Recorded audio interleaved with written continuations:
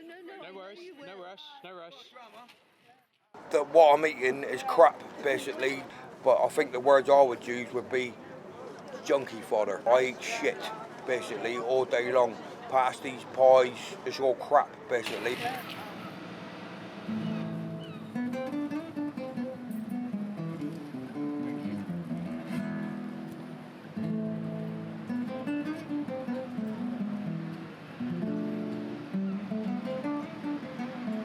My name's Claire Pettinger. I'm a public health dietitian working in Plymouth, and I'm a community food activist.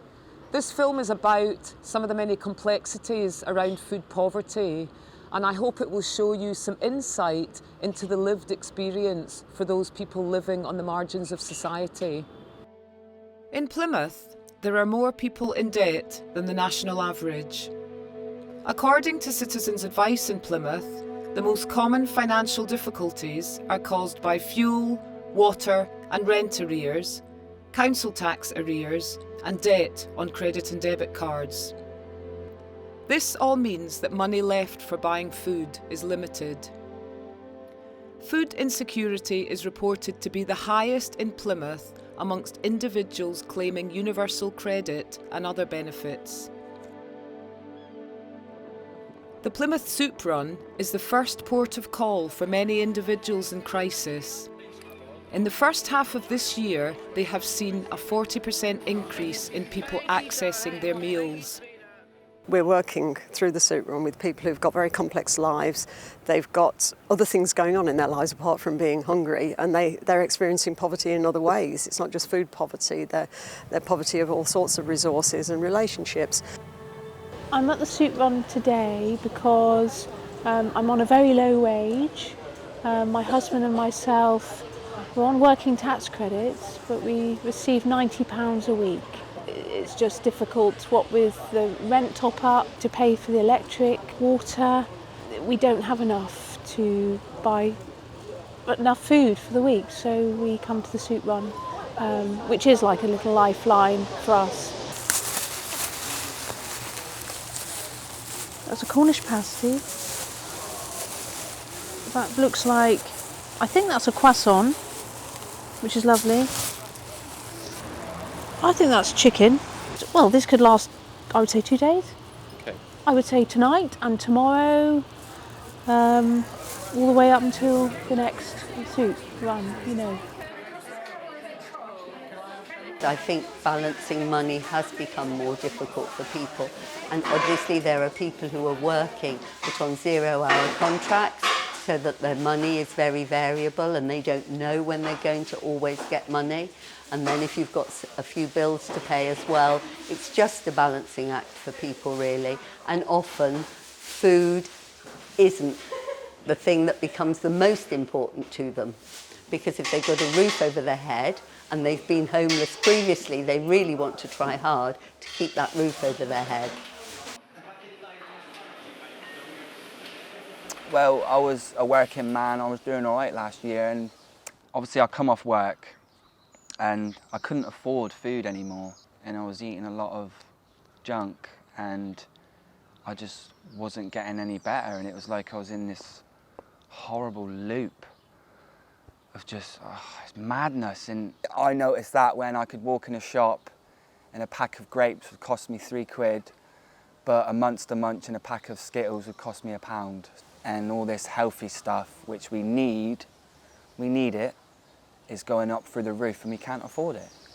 Our wages would change, but then things will go up again. So really, it's just, we're always losing out, I feel.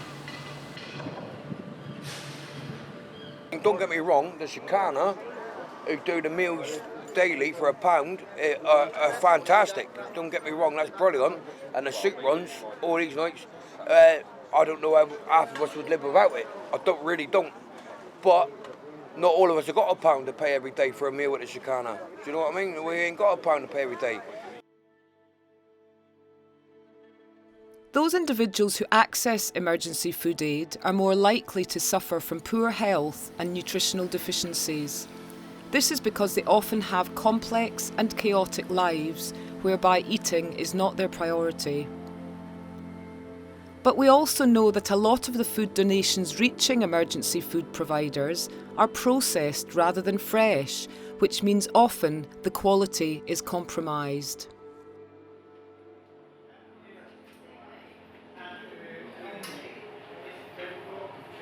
The guys in today are basically rough sleepers, so they're not just food poverty, they're poverty full stop. It's a salvage catering operation. We get a lot of routine donations. In particular, we get pasties from the pasty house daily. You never know what you'll get. So often I pick up from the Co-op and Tesco's first thing on a Sunday morning, but I don't like to wait to see what's in there just to make my soup, you know, counting on there'll be enough vegetables there. So we often shop Saturday as well.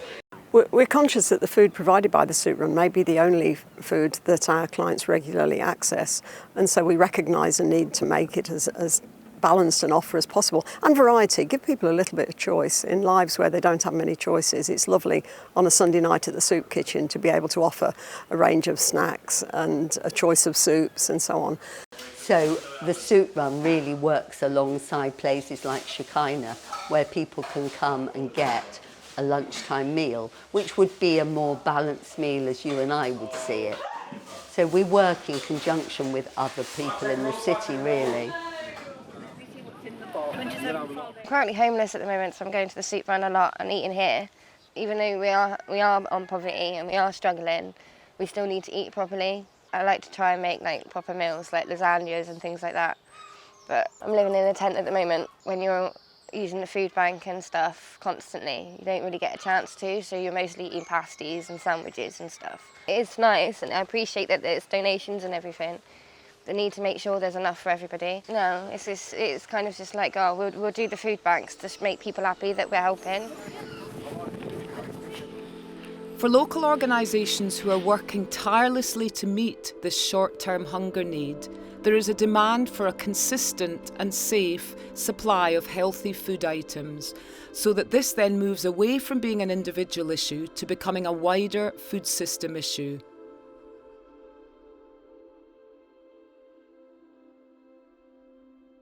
So as a food charity, we've really found it difficult to access good quality surplus fresh food. So we've looked at a number of the charities, we've tried to work with a number of supermarkets, but the food that they have surplus is often commonly known as waste food rather than surplus food. And actually for people in crisis, they need food that's going to last as long as possible. So we can't give out food that perhaps is at the end of its life or maybe only has a day to be used. So we've really struggled to work with supermarkets to access good, healthy, fresh food that we can give out unless we buy it at full price. So that's something we're really investigating, because there is a lot of food that stays in the system until the last minute when it becomes the waste food. And actually if it was accessed earlier, whilst it's still surplus perhaps, that would make a huge difference to the quality of food we could give out, and also the cost as a charity of not having to buy fresher food.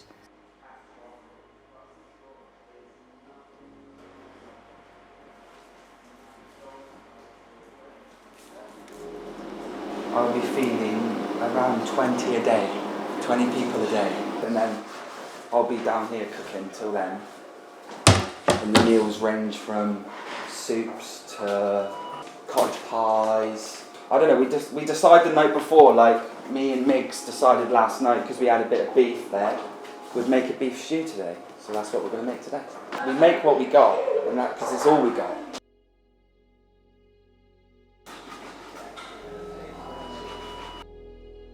Vulnerable people have a right to fair access to healthy, affordable and good quality food, but currently the food system is failing them.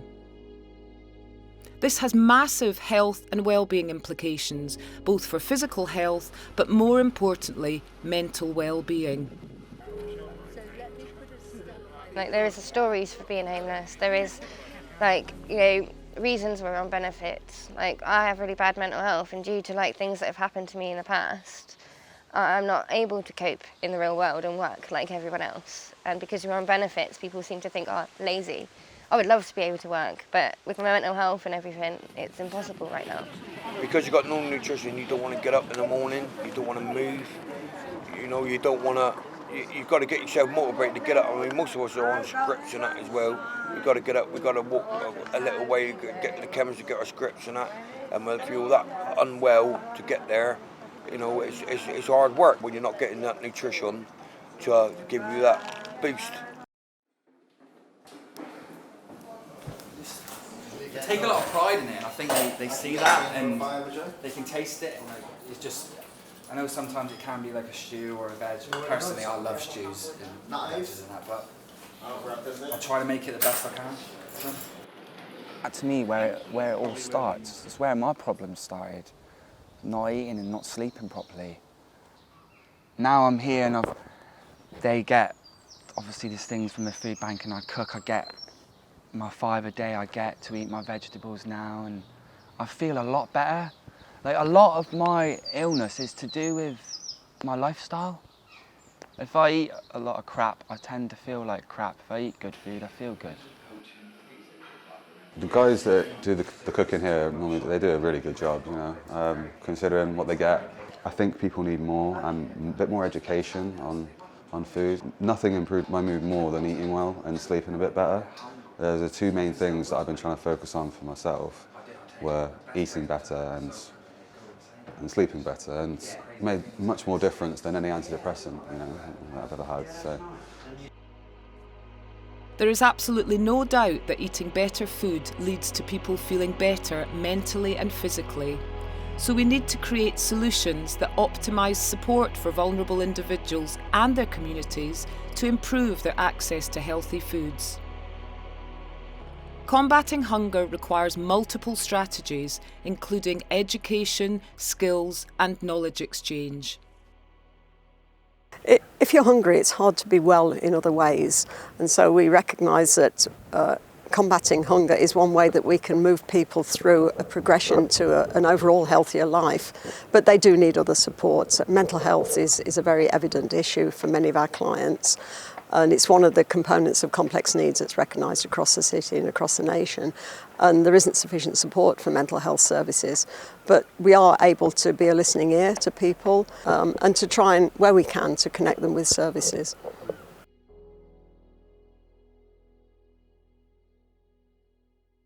I was very embarrassed when one of my children went to school and they were learning about where vegetables and things come from, and the teacher asked, where does the carrots come from? And my daughter did say from Tesco's, and you know, she was bluntly getting herself upset because she was arguing with the teacher. My mum gets them from Tesco's, she didn't get them from the ground. And then that's when I thought, you know what? I needed to change my whole lifestyle. The knowledge I was lacking, which then had a knock-on effect for my children, you know, that I then went and learned a bit more about, well, you know what, you don't need tin carrots. The fresh is so much better and affordable, lasts longer and things like this that, yeah, really did help me, and it has got a knock-on effect because all my older children now use fresh veg. I know what I need to do to sustain my future with my kids, to grow my own. I think everyone should grow their own, but people weren't taught stuff like this. We're all just taught this quick option, this go chuck a microwave meal in, go do this, go do that. There isn't a set group of people now who need food support. We're finding that all areas of Plymouth and all members of society are at risk of food insecurity. Sometimes we provide food to people who are sofa surfing or in temporary accommodation with only a kettle. Actually, that's restricting what they can cook and prepare as opposed to their own ability. So there's definitely a place for education and helping people to cook on a budget and to work around that. But also, it's the assumption sometimes that they're not able to that I think can distort the picture. Long term, people are homeless because they've got nowhere to live. Mostly they've got nowhere to live because they haven't got any money. I mean, if you haven't got a shower, you haven't got any breakfast, you've got no clean clothes, you know, you can't afford to have your hair cut, it's going to be difficult to get a job, even if you're clean and sober and actually want one. So people need somewhere stable to live before they can really have a hope of going anywhere else. There is indeed a systemic problem around sort of chronic food poverty. But the rest of us that are outside society are just getting swept under the carpet, and it's just like they just want to pretend we don't exist, and as long as they can get away with it, they will. We're all the same, we're all equal, and there is a crisis, and we need to sort it out. That's just it. And I don't think this food bank and the way it's going, I don't think it's going to get any better, I think it's going to get worse. Food insecurity is a stark reality for many vulnerable people in Plymouth. The issues are complex and often politically driven. Without including those marginal voices, we can't possibly create a collective solution to this critical issue. So this film was originally produced in 2019, but I wanted to take a minute to reflect on 2020 and how the coronavirus pandemic has affected all of us, but most importantly, more people are suffering from food insecurity, many of whom have never been in that position before. And this highlights the failings in our food system. We've seen an excellent local emergency response, but what we now need to do is move beyond the short term to collectively transform our food system so that it's fairer for all.